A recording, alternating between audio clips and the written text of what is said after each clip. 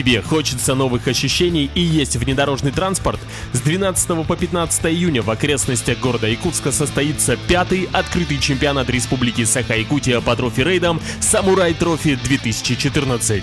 Принять участие может любой автолюбитель, если его транспорт отвечает требованиям регламента соревнований. Призовой фонд составляет 300 тысяч рублей. Подробности на сайте offroadekt.ru.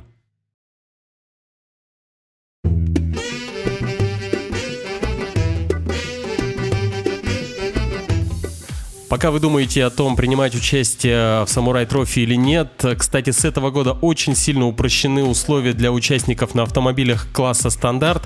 В этом выпуске я расскажу вам о своем знакомстве с подводными охотниками и дайверами, которое произошло летом прошлого года. Итак, мы поворачиваем на село Покровка. Именно там находятся дайверы. В общем, останется их только там найти. Сам я очень давно хотел посетить реку Амга, и выдался такой замечательный случай. Река Амга вообще знаменита своими красотами и кристально чистой водой. На вот это вот орудие охоты, да? Да. Здорово. У них они блатные. Что можно поймать? Щуку вот такую большую можно поймать. Какую? Он Леха брал в прошлом году такую. Ничего себе. Налимов тут. Много чего. На ботуме много чего брали. Ну сейчас кушков взяли и щуку. Там лежат. Ты сейчас заряжаешь, да? Угу. А с какая длина веревки? Я сколько? Метр 3, по-моему. Ну ты без катушки, да? На большую не надеешься. Обычно еще кто на большую надеется, катушку внизу приделывает. А, то еще она могла там. Да, уйти и ты выйти на берег, а то утащит. Че, как рыба есть? Мало. Подводных охотников удалось найти практически сразу. Они выходили с охоты. Улов был небольшой, но тем не менее самое главное в этом деле — это, конечно, охотничий азарт. Также немножко расстроила мутность реки. В эти дни шли дожди в верховьях Амги, и вода была достаточно мутная. В лагере также располагались и дайверы. Вы видите сейчас их оборудование.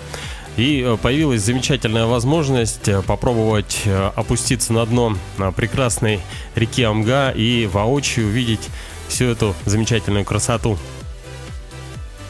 Смазываю шампунем, чтобы легче было одевать. Вот. Или маслом специальным, либо детским шампунем без слез. Чтобы кожа не раздражала. Закрываем уже. Как вы поняли, шампунь без слез, либо специальное масло используется для того, чтобы удобнее было надевать гидрокостюм и чтобы не было раздражения кожи.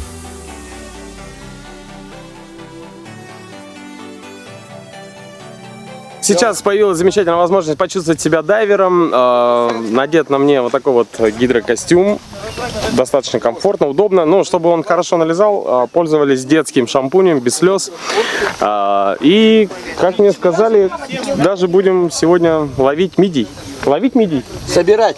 Собирать мидий. Будьте с нами. Вова пойдет с нами. Опытный дайвер. Сколько лет уже? 10. Тебе 10 лет. А погружаешь сколько лет? 3. Так, все, давай. Поплотнее его. Оп, и пристегнули. Итак, в этом поясе он весом 10 килограмм, подвес 80 килограмм, да? Ну, в принципе, да. Под мой вес 80 килограмм данный пояс будет меня как бы тянуть на дно, соответственно, а жилет, так как он имеет плавучесть, будет меня выталкивать из воды. Чтобы это все уравновешивалось, необходим вот этот именно пояс. То есть какой бы ты тучным не был, да, у тебя объем легких воздуха, ты вдохнул, ты на плаву должен держаться. То есть это природой заложено испокон веков. Что ты, почему тонут, начинают, воздух ушел, и ты ушел. То есть как бы есть 3 золотых правила: остановись, отдышись, думай, действуй. То есть это вот в дайвинге именно.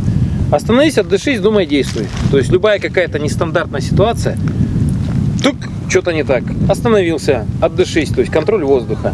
Подумал, что со мной не так. Потом сделал план там вырезаться из сети, снять снарягу, выйти вверх. То есть как бы вот оно самая основная костяк. То есть то же самое здесь. В принципе, вот охотники есть, у них плечевая сбруя, да, которая вот на спине там пластина можно увидеть. То есть они все равно 40-60% могут скинуть груза. То есть он груз обязан иметь быстро сбрасываемый. То есть опять же мы влетели в сеть, я этот груз сбросил, у меня плавучесть повысилась, я всплываю. То есть я могу дышать, скажем так. То есть я вышел на трубку, да, дальше уже там ножик вырезал, на берег вышел. То есть у меня какая-то вот эта вот грань близко к жизни. То есть пояс быстросъемный. Чук, скинул, сбросил, потом найдем. Потом найдем. Под водой мутняк где-то, значит, под рельефу дна. Вот такой галечник, да, идете, галечник кончается, начинаются большие крупные такие, ну, такого размера, больше валуны. Это где-то, наверное, середина и начало подъема на ту сторону. И буквально метров через 10-15 еще видимость пойдет, то есть вот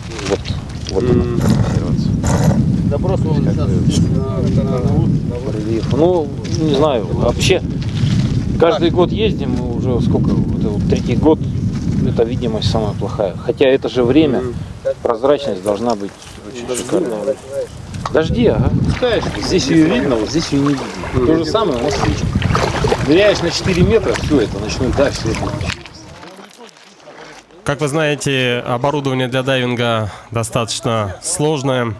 И погружение, особенно первые погружения, необходимо делать с инструктором, с человеком, который может в любой момент прийти на помощь. Конечно, все это делается под присмотром профессионалов.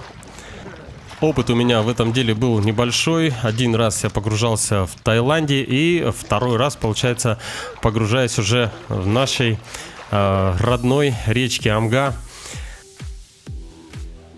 Что нужно запомнить? Чтобы погрузиться, вам нужно нажать на выпускной клапан на вашем жилете. Тем самым вы выпускаете из него воздух и погружаетесь. Также, чтобы не запотевало стекло, нужно поплевать на внутреннюю часть маски, немножко растереть, подождать, чтобы немного подсохло, и потом промыть водой, прополоскать водой. Нет, ну конечно, можно использовать специальные средства для этого, но я думаю, что этот способ не менее эффективен, а самое главное, менее затратный.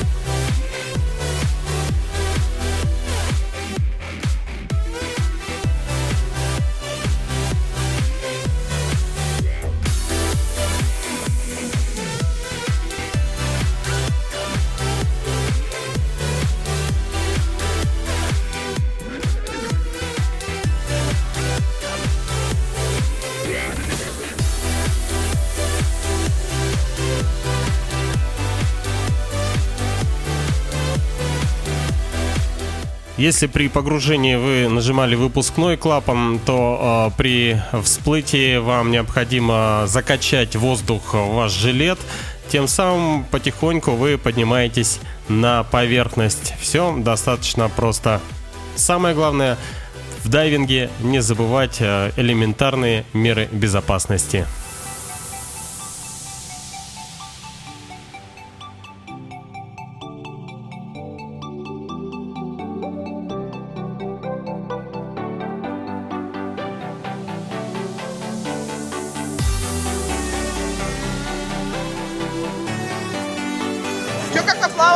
Отлично. Ништяк. Мы сплавали, ну, отсюда кажется не так далеко, но на самом деле, когда в мутной воде идешь, вот мы реально шли, вот, держась за руки, обратно решили, как бы отдельно решили, да, но я вот реально, я не видел, вот, буквально на 5 секунд отвлекаешься и уже не видно даже ласты, вот, в принципе, все отлично, мы наловили мидий, вот такое большое количество мидий. Ну что же, самое великое желание сейчас снять вот этот пояс. Очень тяжелый. Пошли раздеваться. Ну что, дорогие друзья, будьте здоровы, занимайтесь дайвингом, это реально круто.